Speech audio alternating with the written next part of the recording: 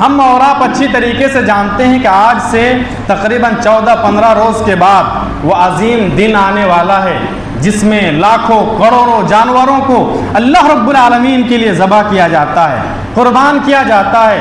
ہم اور آپ اللہ رب العالمین کے خوشنودی کے لیے قربانی پیش کرتے ہیں، تو کیا قربانی صرف یہی ہے کہ جانور کی قربانی کیا جائے؟ نہیں، صرف جانور کی قربانی نہیں ہے۔ ہم اور آپ پیسہ لگاتے ہیں، بکرا خریدتے ہیں، یا گائے میں، بیل میں، بھینس میں وغیرہ میں ہم حصہ لیتے ہیں، ہم پیسہ لگاتے ہیں، تو صرف یہی قربانی نہیں ہے۔ جانور ذبح کرنا اللہ رب العالمین کا تقرب حاصل کرنے کا صرف یہی ذریعہ نہیں ہے۔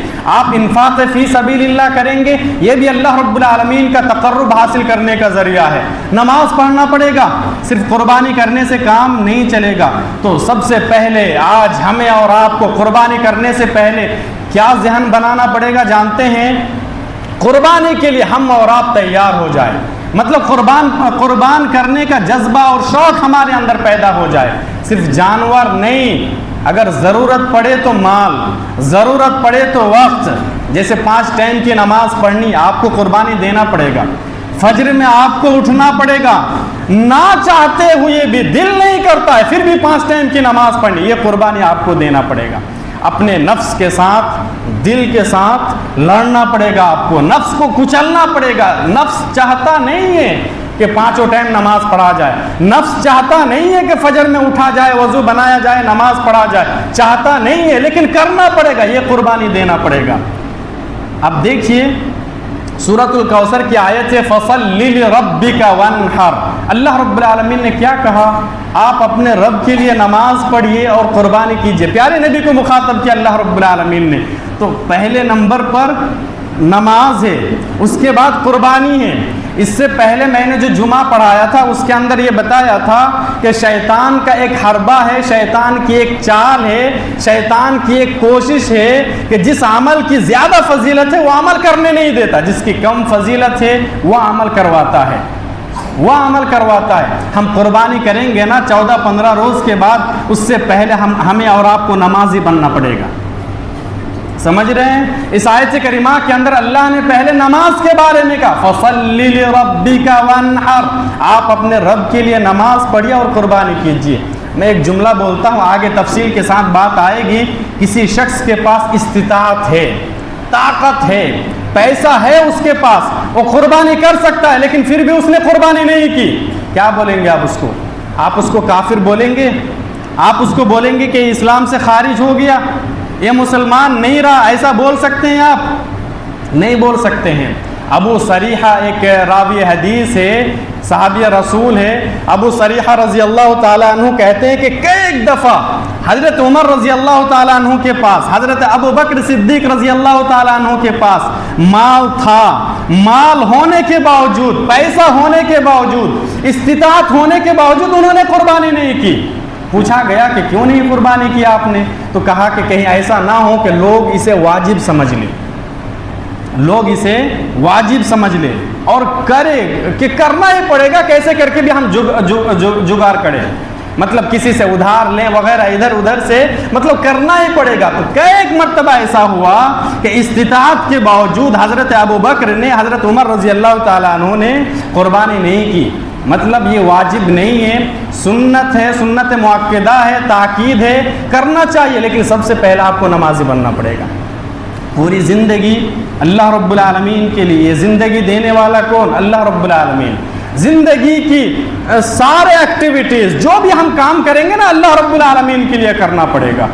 نبی اکرم کے ذریعے سے اللہ رب العالمین نے اعلان کروایا قُلْ إِنَّ صَلَاتِي وَنُسُكِي وَمَحْيَايَ وَمَمَاتِي لِلَّهِ رَبِّ الْعَالَمِينَ۔ اے نبی آپ اعلان کیجئے، اعلان کیجئے، قُلْ إِنَّ صَلَاتِي، میری نماز کس کے لیے؟ اللہ رب العالمین کے لیے۔ جی کسی کو دکھانے کے لیے نماز پڑھیں گے؟ نہیں چلے گا۔ گھر پہ مہمان آ گیا نماز پڑھیں گے؟ نہیں چلے گا۔ لوگ کیا کہیں گے نماز نہیں چلے۔ قل ان صلاتی و نسکی، اے نبی آپ اعلان کیجئے میری نماز، میری قربانی۔ قربانی صرف جانور کی قربانی نہیں ہے، ٹھیک ہے، ابھی میں واضح کروں گا انشاءاللہ. وَنُسُكِي وَمَحْيَايَ وَمَمَاتِي، میری زندگی، پوری زندگی، میرا جینا، میرا مرنا سب اللہ رب العالمین کے لیے ہے. اس انداز سے ہر ایک مسلمان کو اعلان کرنا پڑے گا. ان اللہ اشترى من المؤمنین انفسهم واموالهم بان لهم الجنہ. اس سے پہلے بات ہو چکی ہے کہ ایک مسلمان، ایک مومن اپنی مرضی کا کبھی مالک نہیں ہوتا ہے. اس دنیا میں اگر کوئی آپ منمانی کریں گے اس دنیا میں، تو پھر مرنے کے بعد منمانی نہیں کر سکتے ہیں. مرنے کے بعد آپ منمانی نہیں کر سکتے ہیں. اس دنیا میں اللہ رب العالمین کا مطیع اور فرما بردار ہو کر زندگی گزاریے، پھر مرنے کے بعد اللہ رب العالمین منمانی زندگی آپ کو نصیب کرے گا. اللہ رب العالمین ایسی زندگی دے گا جنت کی شکل میں. اب جو چاہے کرے، کسی چیز کی وہاں رکاوٹ نہیں ہے.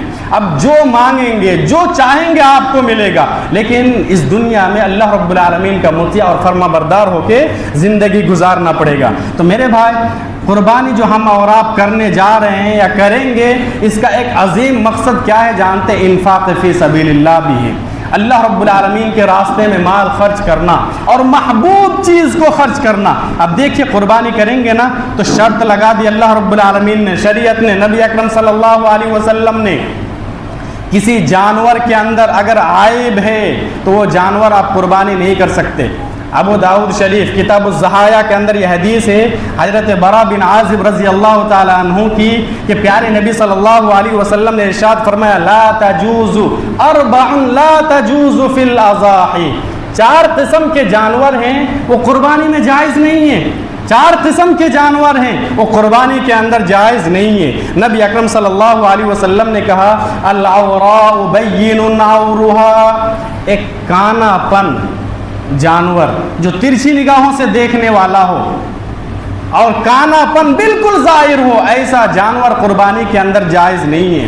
پھر نبی اکرم صلی اللہ علیہ وسلم نے کہا، والمریضۃ بین مرضها، ایسا بیمار جانور جس کی بیماری بالکل واضح ہو قربانی میں جائز نہیں ہے. والارجاء بین ضلعها، ایسا لنگڑا پن جانور جو بالکل لنگڑا ہو وہ تو نہیں چلے گا. اگر کوئی جانور ایسا ہے جو بالکل لنگڑا پن ہے، چلتا ہے تو لگ رہا ہے کہ تھوڑا سا لنگڑا کے چل رہا ہے، نبی اکرم صلی اللہ علیہ وسلم نے کہا کہ یہ بھی نہیں چلے گا. والکثیر التی لا تنقى، نبی اکرم نے کہا کہ ایسا جانور بھی قربانی میں جائز نہیں ہے جس کے ہڈی میں گودا اور گوشت نہ ہو. 4 قسم کے جانور ہیں قربانی کے اندر جائز نہیں ہے. نبی اکرم صلی اللہ علیہ وسلم نے خاص تاکید کی کہ جب ہم اور آپ قربانی کا جانور خریدنے کے لیے جائیں تو ان سب چیزوں کو اچھی طریقے سے دیکھ لیں، غور و فکر کر لیں. حضرت علی رضی اللہ تعالی عنہ بیان فرماتے ہیں، امرنا رسول اللہ صلی اللہ علیہ وسلم ان نستشرف العین والاذن. نبی اکرم صلی اللہ علیہ وسلم نے ہمیں حکم دیا کرتے تھے کہ ہم جب قربانی کے لیے جانور خریدیں تو آنکھ، اسی طریقے سے کان وغیرہ اچھی طریقے سے ہم دیکھ لیں، بے عیب ہونا چاہیے بالکل جانور. اسی طریقے سے جس مال سے ہم محبت کرتے ہیں نا. اچھا، ایک سوال کرتا ہوں پھر ہم اپنی بات آگے بڑھاتے ہیں.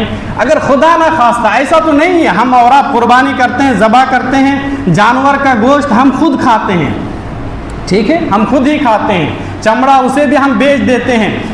اگر شریعت کا نظام اور سسٹم ایسا ہوتا کہ آپ قربانی کرو آپ کو گوشت کھانے نہیں ملے گا، پورا بانٹ دینا پڑے گا، دوسروں کو صدقہ کر دینا پڑے گا، کیا خیال ہے؟ قربانی کرتے لوگ؟ قربانی کرتے نہیں کرتے. آج دیکھیے عقیقے کے اوپر لوگ کتنا زور دے رہا ہے. بیٹا بڑا ہو گیا، جوان ہو گیا، آج خود کی بھی عقیقہ کر رہا ہے. ٹھیک ہے، اس مسئلے میں بہت زیادہ اختلاف ہے. کچھ لوگوں نے اجازت دی، کچھ لوگوں نے منع کیا.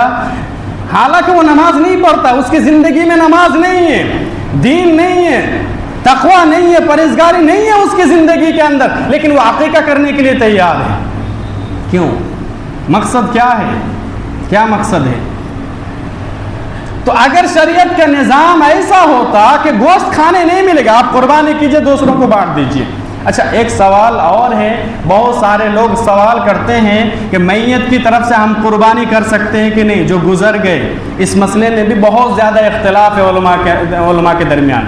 شیخ بن عثیمین سے پوچھا گیا یہ مسئلہ تو وہ کئی ایک طریقے بتائے کہ اگر اس طریقے سے کریں گے تو پھر جائز ہے، الگ سے اگر جانور لیں گے تو پھر جائز نہیں ہے۔ الگ سے اگر آپ جانور لیں گے تو گویا کہ آپ ان کی طرف سے جو مر چکے ہیں، وفات پا چکے ہیں، آپ صدقہ کر رہے ہیں، تو ایک بوٹی بھی آپ کو گھر پہ رکھنا نہیں ہے، کھانا نہیں ہے، پورا صدقہ و خیرات کر دینا ہے۔ پھر لوگ باز آ جاتے ہیں نہیں کریں گے، پھر کر کے کیا ملے گا؟ پھر قربانی۔ تو میرے بھائی، قربانی کرنے کا جذبہ ہمارے اندر اور شوق ہمارے اندر پیدا ہونا چاہیے، چاہے وہ مال کی شکل میں ہو، چاہے وہ جانور کی شکل میں ہو، چاہے وہ وقت کی شکل میں ہو۔ جب تک ہم قربانی پیش نہیں کریں گے نا، جذبہ اپنے اندر پیدا نہیں کریں گے، تب تک ہم دنیا و آخرت میں کامیاب نہیں ہو سکتے ہیں۔ ایک آیت میں آپ کے سامنے رکھتا ہوں، اللہ رب العالمین نے کہا، سورہ آل عمران کی آیت ہے، آیت نمبر 92، اللہ رب العالمین نے کہا لن تنالوا البر حتى تنفقوا مما تحبون، تم میں سے کوئی بھی شخص جنت میں نہیں جا سکتا ہے یہاں تک کہ وہ مال محبوب میں سے خرچ کرے۔ مال محبوب مطلب جس مال سے آپ بہت زیادہ محبت کرتے ہیں وہ مال اللہ رب العالمین کے لیے خرچ کرے۔ ہم قربانی کریں گے تو حضرت ابراہیم علیہ السلام کی سنت کو زندہ کریں گے۔ حضرت ابراہیم علیہ السلام اپنے بیٹے کو ذبح کرنے کے لیے تیار ہو گئے تھے، جی اپنے بیٹے کو۔ اور ہم اور آپ اچھی طریقے سے جانتے ہیں، بارہا سنے ہوں گے کہ حضرت ابراہیم علیہ السلام عمر دراز ہو چکے تھے، بوڑھے ہو چکے تھے، گھر میں اولاد نہیں ہے، بیٹا بیٹی نہیں ہے، کتنے سال سے اللہ رب العالمین سے مانگ رہے تھے، رب حب لی من الصالحین، رب حب لی من الصالحین۔ اب بڑھاپے میں اولاد ملی، ایک بیٹا ملا، کتنی محبت ہوگی باپ بیٹے میں؟ باپ کس قدر محبت کرتے تھے حضرت اسماعیل سے، لیکن اللہ رب العالمین کی طرف سے حکم ہوا، وہ بیٹے کو ذبح کرنے کے لیے تیار ہو گئے۔ اچھا ایک سوال ہے، آگے ہم انشاءاللہ تفصیل کے ساتھ بتائیں گے کہ آخر بیٹے کو ذبح کرنے کا حکم کیوں ہوا حضرت ابراہیم علیہ السلام کو؟ اب غور کیجئے اس نقطے کے اوپر، بڑھاپے میں اگر کسی کو اولاد ملے، لڑکا، وہ بھی مطلب سہارا بنے گا وہ، تو پھر ظاہر سی بات ہے محبت تو کرے گا، پیار کرے گا اپنے بیٹے سے۔ لگا اللہ رب العالمین کو کہ کہیں ایسا تو نہیں ہے کہ ابراہیم جو کہ میرا خلیل ہے، میرا دوست ہے، کہیں ایسا تو نہیں ہے کہ مجھ سے زیادہ وہ اپنے بیٹے سے محبت کرنا شروع کر دیا، کہیں ایسا تو نہیں ہے کہ مجھ سے زیادہ وہ اپنے بیٹے سے محبت کرنے لگا، لاڈ پیار کرنے لگا۔ تو پھر اللہ رب العالمین نے خواب کے ذریعے سے حکم دیا کہ آپ اپنے بیٹے کو ذبح کرو۔ حضرت ابراہیم علیہ السلام تیار ہو گئے، یا اللہ اگر تیرا حکم آئے، یہ اسماعیل جیسا ایک بیٹا کیا، تو اگر لاکھوں بیٹا مجھے دے اور تیرے راستے میں تیری راہ میں اگر ذبح کرنا پڑے تو بھی ہم خوشی خوشی ذبح کر دیں گے۔ حضرت ابراہیم علیہ السلام کامیاب ہو گئے۔ میرے بھائی، اس جذبے کو لے کر ہم بھی اگر قربانی کریں گے نا، تو حضرت ابراہیم علیہ السلام کو جو آواز دی گئی تھی، ابراہیم تم کامیاب ہو گئے، آج ہمیں بھی آواز دے گا فرشتہ۔ سمجھ میں آ رہی ہے؟ اللہ رب العالمین کی طرف سے فرشتے آج بھی آواز دیں گے، تو کامیاب ہو گیا، تو کامیاب ہو گیا۔ تو محبوب چیز کو ہمیں اللہ رب العالمین کے راستے میں خرچ کرنا پڑے گا۔ محبوب چیز دیکھیے، میں صحابہ اکرام کا میں ایک ذہن بتا رہا ہوں۔ ہم اور آپ بہت زیادہ تقریر سنتے ہیں، واعظ و نصیحت سنتے ہیں، خطبے میں، جلسہ اور جلوس میں، موبائل میں وغیرہ وغیرہ سنتے ہیں، لیکن ہماری زندگی میں کوئی چینجنگ نہیں آتی، تبدیلی نہیں آتی ہے۔ تبدیلی کیوں نہیں آتی ہے جانتے ہیں؟ صحابہ اکرام کا دماغ دیکھیے، مائنڈ سیٹ دیکھیے اور ہمارا دیکھیے۔ تفسیر تبری کے اندر حضرت عبداللہ بن مسعود رضی اللہ تعالیٰ عنہ کا قول ہے، وہ بیان فرماتے ہیں، کان الرجل منا، غور کیجئے گا، اذا تعلم 10 آیات، ہم میں سے، حضرت عبداللہ بن مسعود کہتے ہیں کہ ہم صحابہ اکرام میں سے کوئی بھی جب قرآن کریم کی 10 آیتیں سیکھ لیتا، 10 آیتیں پڑھ لیتا اپنے استاد کے پاس، الحمدللہ رب العالمین الرحمن الرحیم مالک یوم الدین، اس طریقے سے 10 آیتیں پڑھ لیتا، حضرت عبداللہ بن مسعود کہتے ہیں لم یجاوزہن حتی یعرف معنیہن والعمل بہن، تو 10 آیتیں سیکھنے کے بعد 11 آیت شروع نہیں کرتے۔ حضرت عبداللہ بن مسعود کہتے ہیں یہاں تک کہ ان آیتوں کو ہم خوب سمجھ لیتے، پھر اس کے اوپر عمل کرتے، جب ان آیتوں کو ہم سمجھ لیتے، اس کے اوپر عمل کر لیتے، پھر آگے پڑھنے کی کوشش کرتے۔ یہ صحابہ اکرام تھے. سمجھ میں آیا جملہ؟ سنتے تھے نبی اکرم صلی اللہ علیہ وسلم کے پاس تعلیم حاصل کرتے تھے، کئی آیتیں سیکھ لیے، اب آگے نہیں بڑھیں گے. کیا کریں گے؟ ابھی ان آیتوں کو غور سے سمجھیں گے. جب سمجھ لیے اب اس کے اوپر عمل کریں گے، پھر پیارے نبی سے جا کے کہتے ہیں ہاں ان آیتوں کو ہم نے یاد بھی کر لیا، سمجھ بھی لیا، اس کے بعد پھر ہم عمل بھی کیا اس کے اوپر، اب ہم برابر عمل کریں گے، اب آپ ہمیں آگے پڑھائیے، آگے تعلیم دیجیے. یہ صحابہ اکرام تھے اس طریقے سے. یہ آیت کریمہ جب نازل ہوئی کہ اللہ رب العالمین نے کہا کہ تم جنت نہیں پا سکتے یہاں تک کہ مال محبوب کو اللہ رب العالمین کے راستے میں خرچ کرو، حضرت ابو طلحہ رضی اللہ تعالیٰ عنہ آگے کہا کہ اللہ کے نبی میرے پاس ایک باغیچہ ہے، اس کا نام بیروحہ ہے، بیروحہ مسجد سے بالکل سامنے. کہا کہ اللہ کے نبی یہ باغیچہ ہے، میں اس باغیچے سے بہت زیادہ محبت کرتا ہوں. کچھ زمین ہوتی ہے نا کچھ لوگوں کے لیے وہ خاص ہے، بہت زیادہ محبت کرتا ہے، وہ زمین کسی قیمت پر دینے کے لیے تیار نہیں ہوگا، بیچنے کے لیے تیار، ایسا ہو سکتا ہے. حضرت ابو طلحہ رضی اللہ تعالیٰ عنہ نے کہا اس باغیچے سے میں بہت زیادہ محبت کرتا ہوں. اور ابھی قرآن کریم کے اندر یہ آیت اتری ہے کہ مال محبوب خرچ کرنا پڑے گا. اللہ کے نبی آپ گواہ رہیے میں پورا باغیچہ اللہ رب العالمین کے راستے میں صدقہ کرتا ہوں. کر دی. حضرت عمر رضی اللہ تعالیٰ عنہ نے دیکھا ہاں یہ آیت کریمہ تو نازل ہوئی کہ مال محبوب میں سے خرچ کرنا چاہیے، مجھے بھی تو کرنا چاہیے جس مال سے میں بہت زیادہ محبت کرتا ہوں. حضرت عمر رضی اللہ تعالیٰ عنہ بھی آگے نبی اکرم صلی اللہ علیہ وسلم کے پاس. میں صحابہ اکرام کا دماغ میں آپ کو سوچ بتا رہا ہوں. دیکھیے صحابہ اکرام کی سوچ کیسی ہے. یہ دنیا کی زندگی سب سے مقدس اور پاکیزہ اور ہوشیار جماعت اگر کوئی گزری ہے تو وہ صحابہ اکرام کی جماعت ہے. کیوں جانتے ہیں؟ انہوں نے دنیا کو دنیا نہیں سمجھا، مال کو مال نہیں سمجھا، سونا اور چاندی کو کچھ بھی نہیں سمجھا، سب کچھ اللہ رب العالمین کے راستے میں لوٹا دیا. ہمیں کیا چاہیے؟ آخرت میں جو نعمتیں ہیں وہ چاہیے. یہ دنیاوی زندگی تو عارضی زندگی ہے. 60 سالہ زندگی کے لیے 50 سالہ زندگی کے لیے اتنی کوششیں، اس قدر محنت، ایڑی چوٹی کا زور لگا دینا، یہ بھی ہو جائے وہ بھی ہو جائے یہ بھی ہو جائے. کتنی ارمانیں پوری نہیں ہوتی ہے کہ موت آ جاتی ہے، ایسا نہیں ہوتا ہے. یہ ارمانیں یا آرزو کبھی ختم نہیں ہوگی. سمجھ صحابہ اکرام نے سب کو. حضرت عمر رضی اللہ تعالیٰ عنہ نبی اکرم صلی اللہ علیہ وسلم کے پاس آئے، کہا کہ اللہ کے نبی یہ آیت نازل ہوئی ہے، میرے پاس بھی ایک زمین ہے، خیبر میں مجھے ایک زمین ملی تھی، وہ زمین بہت زیادہ محبوب ہے میرے نزدیک، میں وہ اللہ رب العالمین کے راستے میں دان کرتا ہوں، اللہ رب العالمین کے راستے میں دیتا ہوں. دے دیا. قرآن کریم کے اندر ایک اور آیت ہے، من ذا الذی یقرض اللہ قرضا حسنا. اللہ نے کہا کہ کون ہے جو اللہ رب العالمین کو قرض حسنا دے. قرض حسنا کا مطلب ادھار لین دین ہم بھی کرتے ہیں نا، کسی کو دینا کسی کو لینا پھر لوٹا دیا جاتا ہے. اس آیت کریمہ کے اندر کہا کہ کون ہے جو اللہ رب العالمین کو قرض حسنا دے، انسان کو نہیں. اور اللہ کو قرض حسنا دینے کا مطلب آپ اللہ رب العالمین کے راستے میں خرچ کریں. جیسی آیت کریمہ نازل ہوئی، ایک صحابی ہے، نام یاد رکھیے اگر رکھ سکتے ہیں تو، حضرت ابو دحدہ رضی اللہ تعالیٰ عنہ. مسند احمد کی حدیث ہے. حضرت ابو دحدہ رضی اللہ تعالیٰ عنہ آئے نبی اکرم صلی اللہ علیہ وسلم کے پاس، پوچھا کہ کیا اللہ رب العالمین ہم سے قرض کا سوال کرتا ہے، قرض مانگتا ہے؟ کہا کہ ہاں اللہ رب العالمین قرض مانگتا ہے. کہا کہ بدلے میں کیا دے گا اور کب دے گا؟ کہا کہ مرنے کے بعد دے گا اور جنت کی شکل میں دے گا.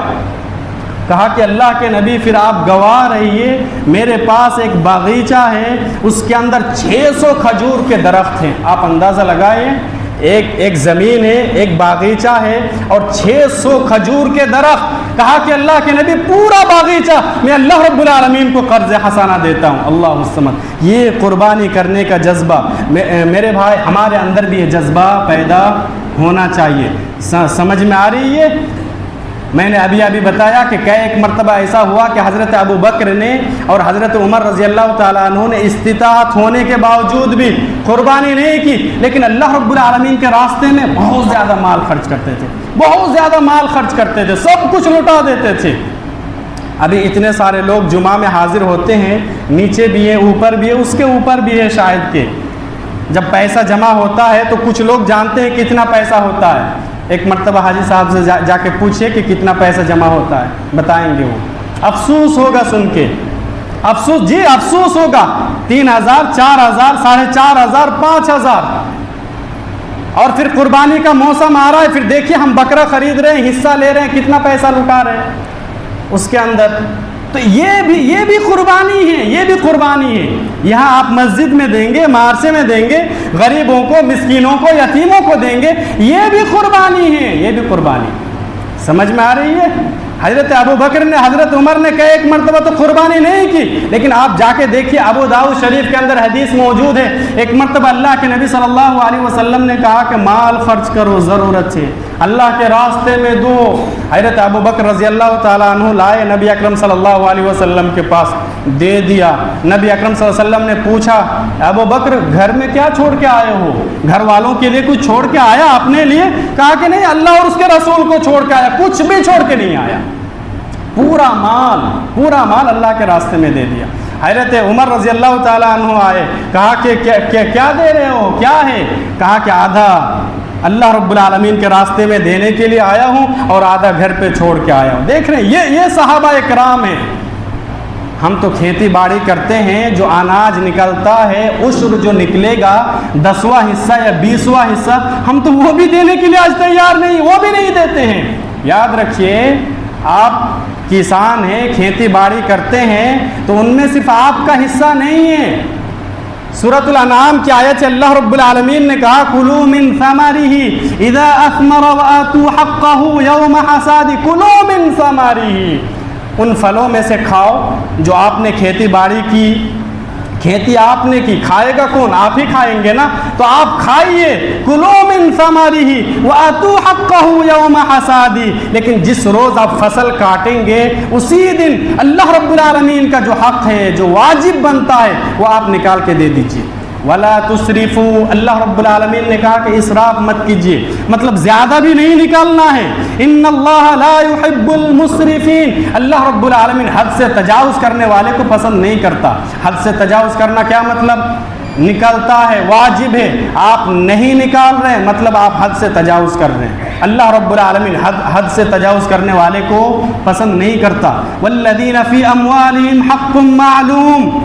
آپ کھیتی باڑی کرتے ہیں، 20واں حصہ آپ دیں گے، اللہ رب العالمین کے راستے میں نکالیں گے، وہ آپ کا مال نہیں ہے. دماغ سے نکال دیجئے، بار بار بول رہا ہوں. مدرسے میں، مسکینوں میں، یتیموں میں آپ دیں گے، وہ آپ کا حصہ تھا ہی نہیں. آپ الگ سے اگر دیں گے تو آپ اپنا حصہ دے رہے ہیں، نہیں تو وہ تو ان کا حصہ ہے. آپ اللہ رب العالمین کا شکریہ ادا کیجئے، پھر ان کا شکریہ ادا کیجئے کہ آپ کے پاس پہنچا ہے لینے کے لیے. جی اہل علم بیان کرتے رہتے ہیں، ہم اور آپ سنتے رہتے ہیں. کوئی شخص چندہ وصول کرنے والا اگر آپ کے پاس جاتا ہے تو آپ ان کا شکریہ ادا کیجئے. وہ مال آپ کا نہیں تھا، اسی کا تھا، لیکن وہ آیا آپ سے لینے کے لیے. ہونا تو یہ چاہیے تھا کہ آپ خود جاتے دینے کے لیے، ایسا ہونا چاہیے تھا. والذین فی اموالہم حق معلوم. آپ جو کھیتی باڑی کرتے ہیں تو آپ کے مال میں ان کا مخصوص اور متعین حق رہتا ہے، وہ آپ کو دینا پڑے گا. اگر ہم اور آپ دیں گے وَمَن يُوقَ شُحَّ نَفْسِهِ فَأُولَٰئِكَ هُمُ الْمُفْلِحُونَ. آج ہم کھیتی باڑی کرتے ہیں، کتنے لوگ 20واں حصہ نکالتے ہیں؟ نہیں نکالتے ہیں. مکھنا کی کھیتی کرتے ہیں، ایسا لگتا ہے لوگوں کی سوچ یہ ہے کہ اس کے اندر زکوٰۃ ہے ہی نہیں ہے، عشر 20واں حصہ 10واں حصہ ہے یہ نہیں ہے. اللہ نے کہا وَمَن يُوقَ شُحَّ نَفْسِهِ فَأُولَٰئِكَ هُمُ الْمُفْلِحُونَ. اگر کوئی شخص برابر طریقے سے اس کو ادا کرتا ہے تو پھر وہ کامیاب ہوگا. میرے بھائی دیکھیے، ہم اور آپ دیں گے نا تو اللہ برکت دے گا. آج سے 20 سال پہلے، 25 سال پہلے اناج نہیں ہو رہا تھا برابر، غلہ نہیں ہو رہا تھا، آج ہو رہا ہے نا. پھر کیا پتا کہ 10 سال کے بعد اتنا بھی نہ ہو. مثل الذین ينفقون اموالهم فی سبیل اللہ کمثل حبۃ انبتت سبع سنابل. اللہ نے کہا ایک دانے سے 100 گیہوں کے ایک دانے سے 700 دانے ہو سکتے ہیں. آج ہوتا ہے اتنا؟ نہیں ہوتا ہے. ایک گیہوں کا ایک دانہ آپ بوئیں گے، 700 دانے اگر اس میں ہو تو پھر کتنا ہو جائے گا؟ آج اتنا ہوتا ہے؟ نہیں ہوتا ہے.